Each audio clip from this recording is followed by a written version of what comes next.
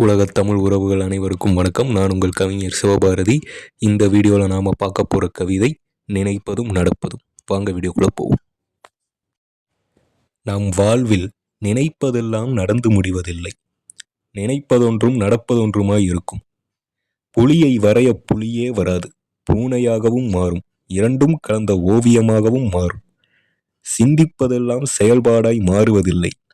சிந்திப்பதொன்றுமாய் செயல்படுவதொன்றுமாய் முடியும் சில நேரம். மாங்காய் இனிப்பதில்லை, மாம்பழம் புளிப்பதில்லை. அதுபோலத்தான் சில நேரங்களில் நினைப்பதும் நடப்பதும்.